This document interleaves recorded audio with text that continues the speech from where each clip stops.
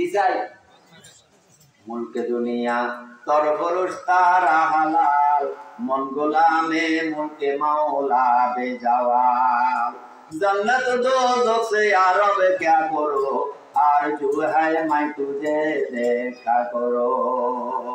पूरे गलमा जितनी नेमत है तू, सबसे बेहतर नेमते दीदार तू।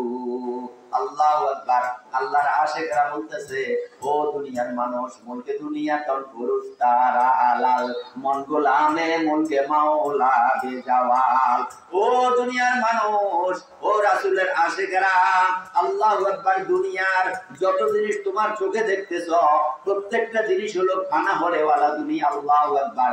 এগুলা তোমার বিবি কাজে আসবে না, ছেলে কাজে আসবে না, ব্যবসা বাণিজ্য কাজে আসবে না, সম্পদ কাজে আসবে না, টাকা পয়সা কাজে আসবে না। আল্লাহু আকবার। তোমার চোখে যা দেখতেছো এগুলো হলো, আল্লাহু আকবার, সবগুলা ফানা হইয়া যাইবে। এগুলারে তুমি আল্লাহ আসল মনে করিও না, এই জিনিসগুলোর উপরে তুমি ফানা হইও না। একজন মালিক, একজন রহমানের উপরে তুমি ফানা হও, যিনি আগেও ছিল, এখনো থাকবে, সামনেও থাকবে। ওই মাবুদের উপরে ফানা। ওই মাবুদকে যখন তুমি ধরবা, তুমি সব কিছুর মালিক হইয়া যাইবা। যেরকম কালো খালিসা বান্দি আল্লাহু আকবার বাদশার গায়ের উপরে হাত রাখার কারণে সারা আল্লাহ স্টেজের মালিক হইয়া গিয়েছে। ও আল্লাহর বান্দারা, এই অস্থায়ী দুনিয়াতে যা কিছু দেখতেছো এগুলার উপরে তুমি যদি হায়াত শেষ করো, অল্প সময়ের মধ্যে শেষ হইয়া যাবে। মূল মালিক যিনি আগেও ছিল, এখনো আছে, সামনেও থাকবে, ওই মাবুদের উপরে তুমি যখন ফানা হইয়া যাইবা, তুমি সব কিছু দুনিয়া পেয়ে যাবে, আখিরাতও পেয়ে যাবে। এই জন্য আমাদের আকাবিরে যেমন বুজুর্গরা ওনারা পৃথিবীর উপরে হায়াত শেষ করে নাই, সম্পদের উপরে, বাড়ির উপরে, ব্যবসার উপরে, টাকা পয়সার উপরে হায়াতকে শেষ করে নাই। আল্লাহু আকবার। যখন আল্লাহ তাআলা দিনে ডাকাছে, ওনার ডাকে বাইর হইয়া গিয়েছে, ওই মাবুদের উপরে ফানা হয়েছে। যে মাবুদটা সর্বক্ষণ থাকবে, থাকতে সামনেও থাকবে, ওই মাবুদের উপরে যখন ফানা হবে, আল্লাহু আকবার, ওইটা বুঝার জন্য আজকের এই মাহফিলে আসা। जन्नत दोज़ख से यारब क्या करो, आरज़ू है मैं तुझे देखा करो। ও আল্লাহ, আল্লাহু আকবার। জান্নাত দিয়া কি হবে? আল্লাহু আকবার। আর জান্নাত দোযখ সে यारब क्या करो, आरज़ू है मैं तुझे देखा। আল্লাহর ওলিরা, পীর সাহেবেরা, ওনারা বলতেছে, আল্লাহু আকবার, আমার জান্নাতও দরকার নাই, জাহান্নাম আমার দরকার নাই। আমার মাবুদের সঙ্গে আমার সঙ্গে দেখা হবে কখন? ওই মাবুদের, যে মাবুদ আগে ছিল, এখন থাকবে, সামনেও থাকবে, ওই মালিকের উপরে তারা আল্লাহ তাআলা নূরে গেলমা যে নেয়ামত হাই তু, সবচেয়ে বেহতর নেয়ামতে দিদার তু। তারা আল্লাহু আকবার, হুরের গেলমানের যে নিয়ামত সেটাও যাচ্ছে না, শুধু যাচ্ছে মাওলা দিদার, মাওলা দিদার। এই জন্য আমাদের পীর বুজুর্গরা ওনারা হায়াতটাকে আল্লাহু আকবার কখনো কখনো এই ওয়াজের মাধ্যমে, জিকিরের মাধ্যমে, শেষ রাতে উঠার মাধ্যমে জীবনকে, হায়াতকে শেষ করেছে।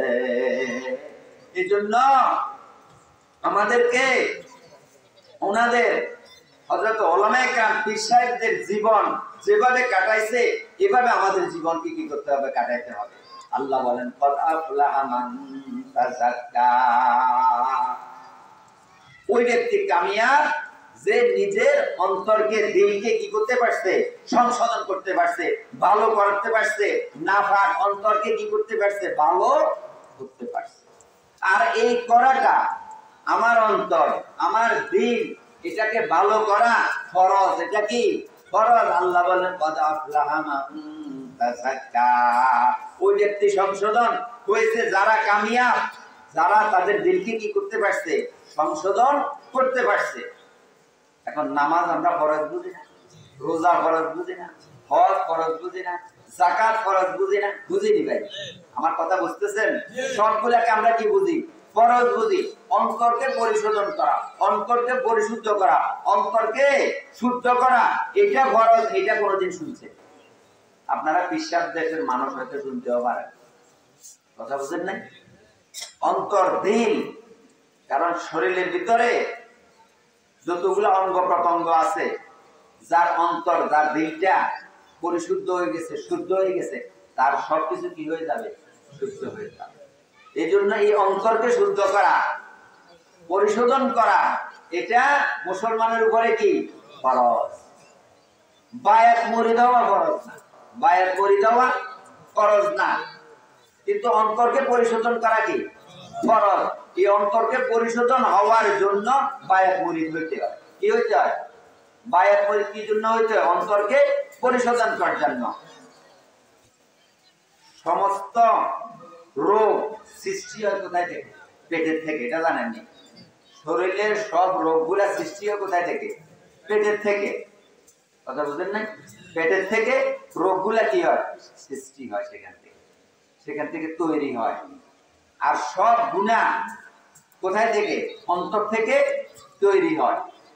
এই জন্য যেমনি ভাবে পেটের থেকে সব গুনাহকে, যার পেট ভালো তার শরীরের ভিতরে অনেক রোগ ভালো থাকে। দেখিয়ে, যার পেট ভালো তার শরীরে তাকে রোগে আক্রমণ করতে পারে না, কারণ সব শরীরের রোগগুলা জন্ম নেয় খাওয়া থেকে। কি থেকে? খাওয়া থেকে। তো খাওয়াগুলাকে পেটে হজম করে ফেলে, এই জন্য তারা রোগ হয় না। এরকম আমাদের ভিতরে অনেক রোগ আছে। মিথ্যা রোগ আছে, গীবতের রোগ আছে, কি বলেন? হ্যাঁ, পরকীয়ার রোগ আছে, কি বলেন?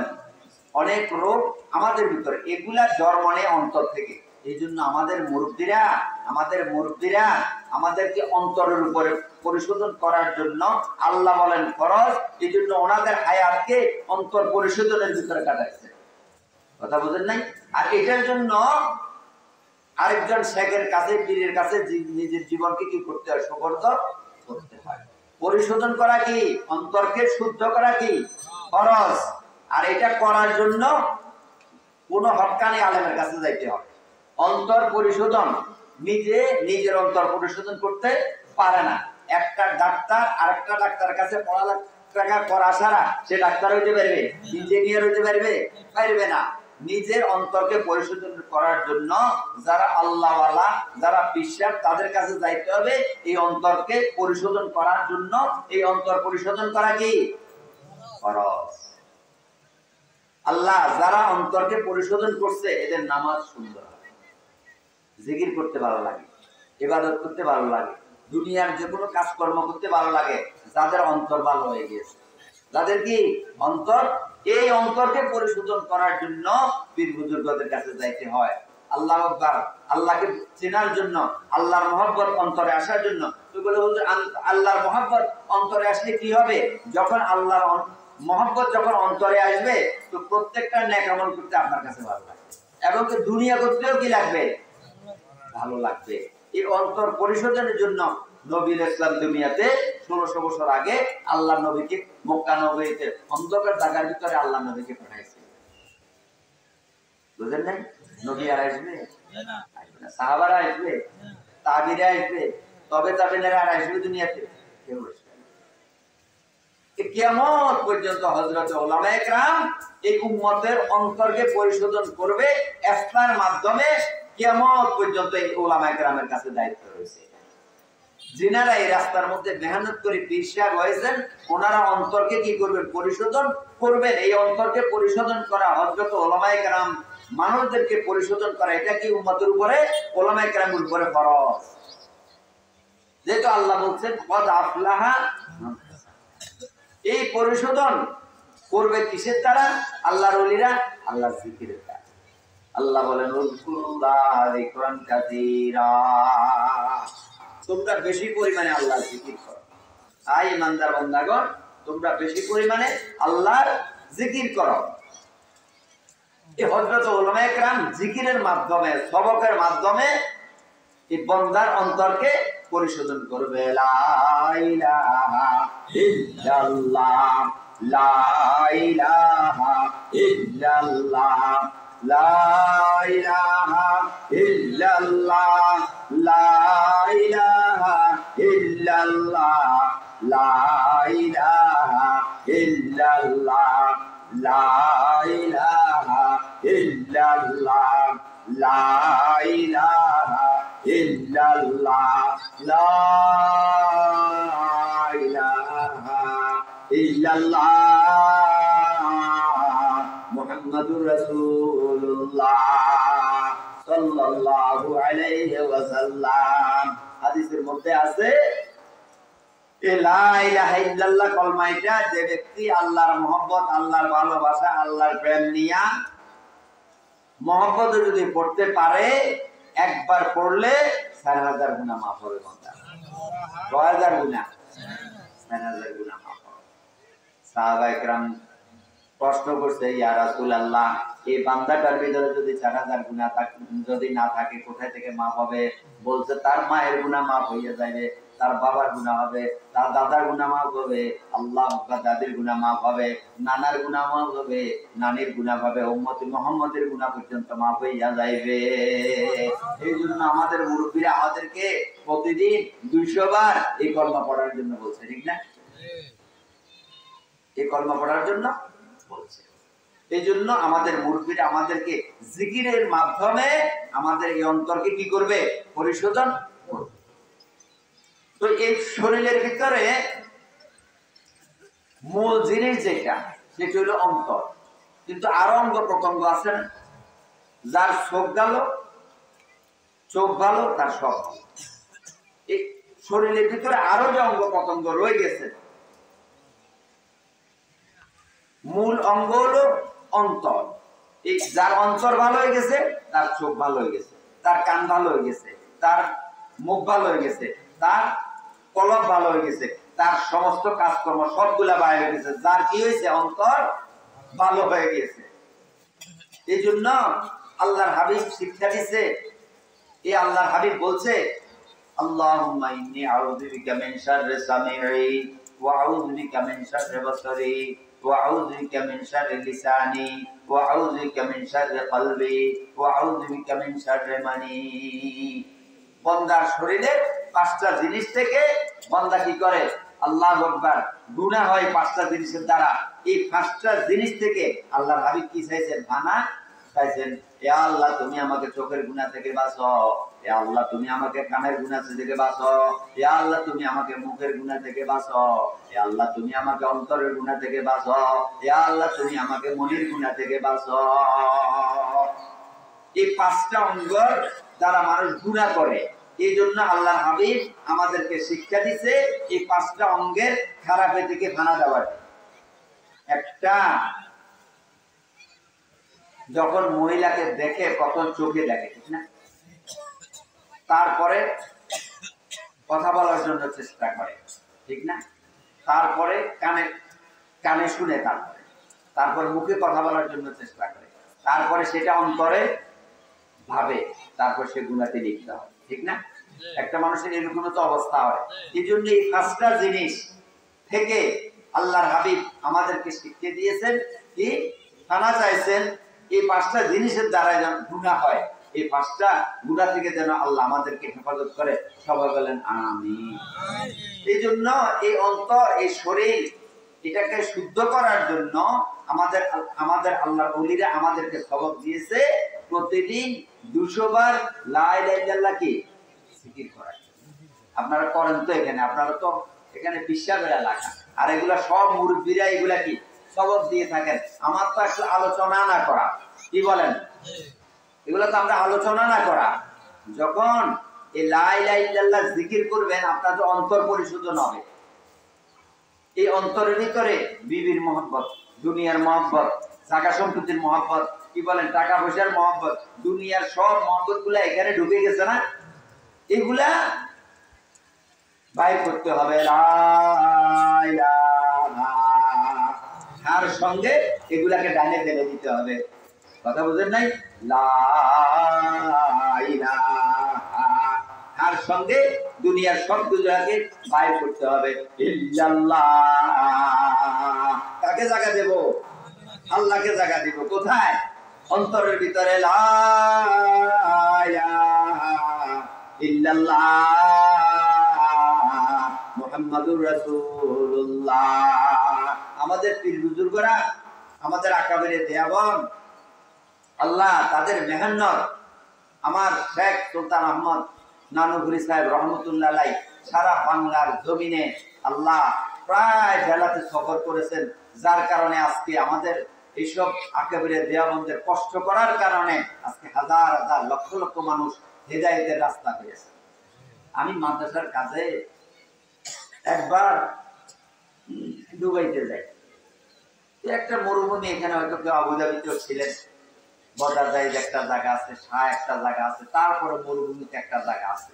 আমাদের মুরব্বীদের ফয়জা, আমাদের মুরব্বীদের এসলা কোথায় যায় পৌঁছেছে।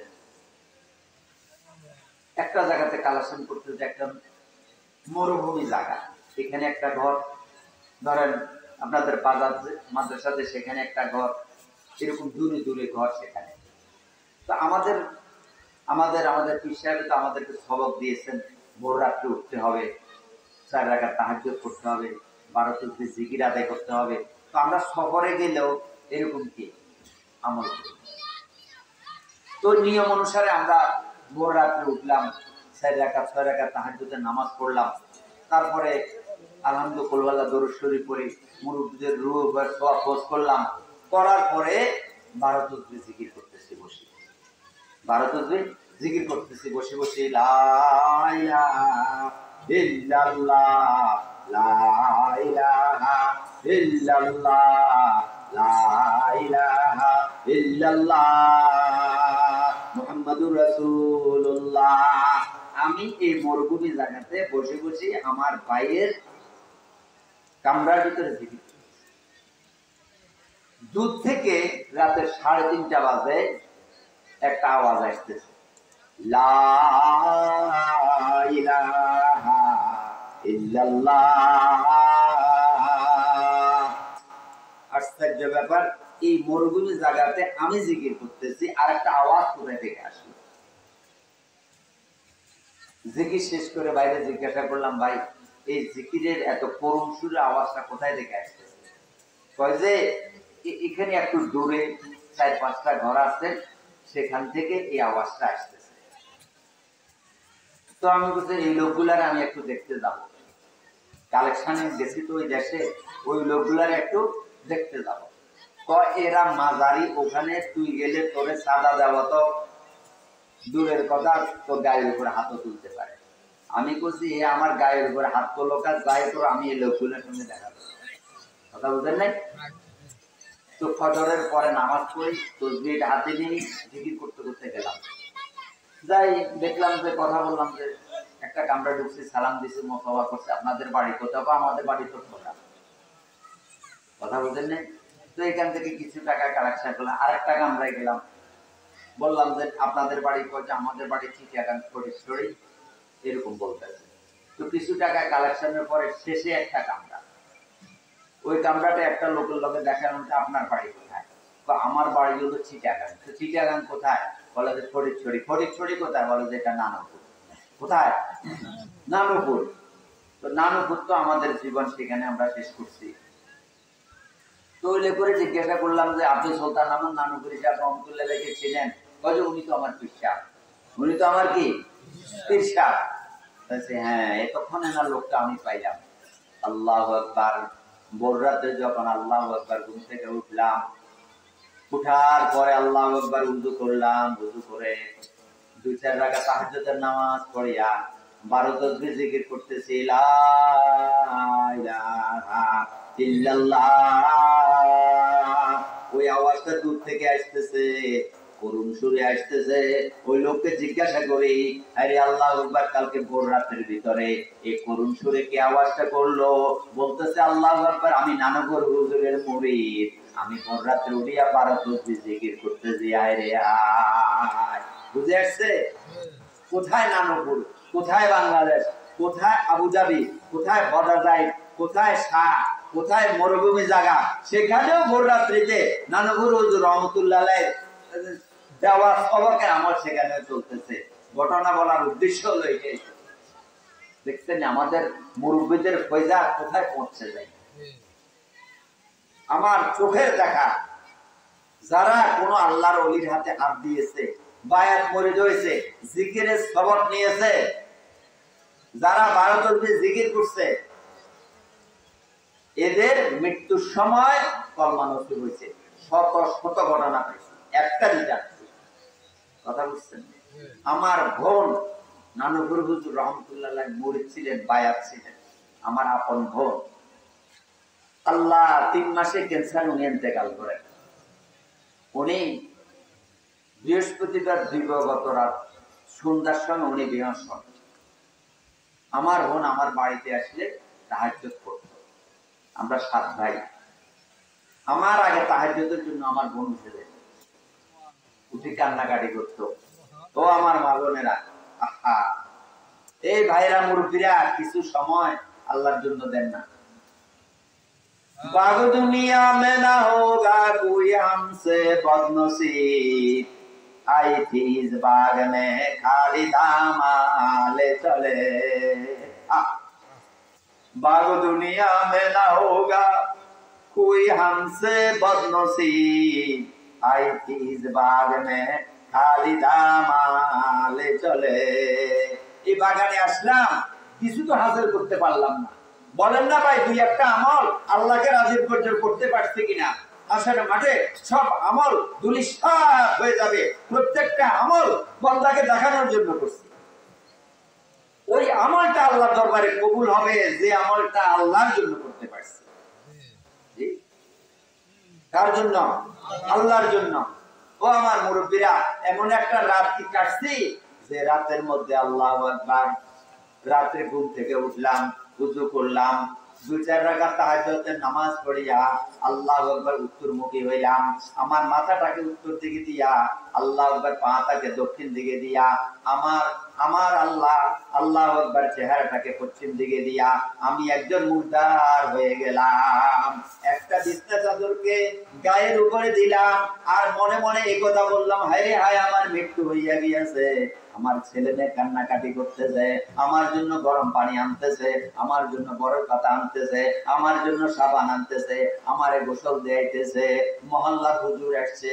আল্লাহু আকবার, চতুর্থ দিকে কান্নাকাটি চলতেছে। আমাকে উত্তর আল্লাহু আকবার মুখী হইয়া শোয়াইয়া আমাকে দোয়াইতেছে, আমাকে সাদা কাপড় পরাইতেছে। হাজার হাজার মানুষ আমার জানাজার নামাজ পড়তে আসতেছে। আমার আল্লাহু আকবার, আমার জানাজার নামাজ পড়াইতেছে, আমাকে নিতেছে। 40 কদমের পরে আল্লাহু আকবার কবরে আমাকে শোয়াইতেছে। আল্লাহু আকবার, সব মানুষ আমাকে কবরে রাখিয়া চলিয়া গিয়াছে। এরকম একটা মুরাকাবা মুশাহাদা হায়াতের ভিতরে করেছেন কিনা আমার মুরব্বীরা একটু বলেন তো? এটা আখিরাতের তৈরি। এটা কিসের তৈরি? আখিরাতের তৈরি। করতে পারছি মুরব্বীরা কোনোদিন? তো বলে হুজুর এটা করলে কি হবে? এটা করলে আল্লাহওয়ালা হবেন আর কি? এটা করলে কি হবেন? আল্লাহওয়ালা হবেন, আপনার দ্বারা গুনাহ হবে না, সওয়াবের কাজ হবে। করতে পারছি কোনোদিন?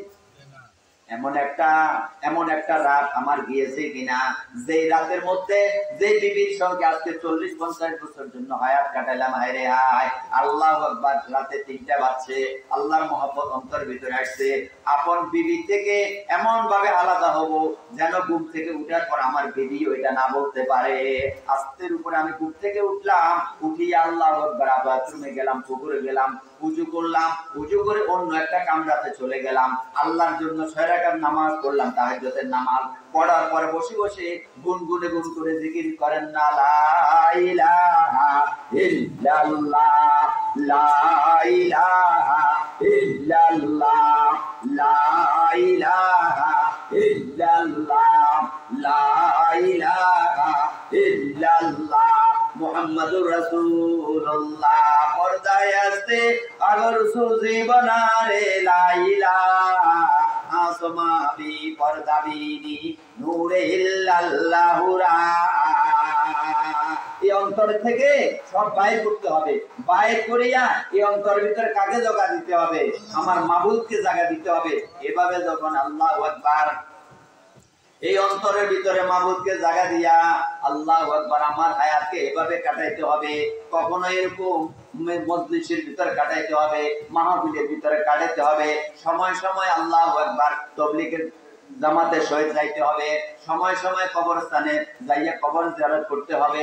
আল্লাহু আকবার, কখনো আসরের পরে বসিয়া দরুদ আদায় করতে হবে, ইশরাকের নামাজ আদায় করতে হবে, আওয়াবিনের নামাজ আদায় করতে হবে। ও মুসলমান, যখন এভাবে আল্লাহু আকবার আমার জীবনকে আমি কাটাইতে থাকবো, পর্দায় আসতে আগরসু জীবনারে লাইলা আসমাবি পর্দাবিনি নূরে ইল্লাল্লাহু রা। तलब गुमता रहो मैं दर बदर आए खुदा अब तू लगा दौरा हुआ जिंदगी का दौरे आखिर आ गया अब क्या करो नूर ईमान से बना दे दिल को तू बदर मनी আয় আমার মুর্দিরা দাড়ি পেকে গেছে আখিরাতে তৈরি নিতে হবে এই দুনিয়া থেকে তো তৈরি নিতে হবে নাকি এই দুনিয়া থেকে তৈরি নিতে হবে এই দুনিয়া থেকে আসতেছে নানুপুরে পিসাব আসতেছে বয়ান করবে আমার কথা শেষ এইজন্য এখান থেকে আমরা সবাই দুনিয়া থেকে চলে যেতে হবে কিছু জিকির আজকার করে কিছু জিকির আজকার করে অন্তরকে পরিশোধন করে এখান থেকে কি যাইতে হবে আমাদেরকে এখান থেকে কিছু তৈরি কখন ডাক পড়ে জানি না এই জন্য ডাক পড়ার আগে আল্লাহর ওলি বলেন আন্দরিরামি তরা জমি করা আন্দরিরামি তরা জমি করা সাতাদনে আখের দমে আখের বাওয়া আল্লাহু আকবার এইভাবে জিকির আজকারের মধ্যে আল্লাহর ওলিদের সোহবতের মাধ্যমে আমার হায়াতকে আপনার হায়াতকে কাটাইতে হবে এমন একটা সময় আসবে আসমান থেকে বলে উঠবে আল্লাহ আসমান থেকে আল্লাহ বলবে তুমি আমার বান্দা আমার কথা শেষ এই আল্লাহর ওলিদের হায়াত কিভাবে কাটছে যেন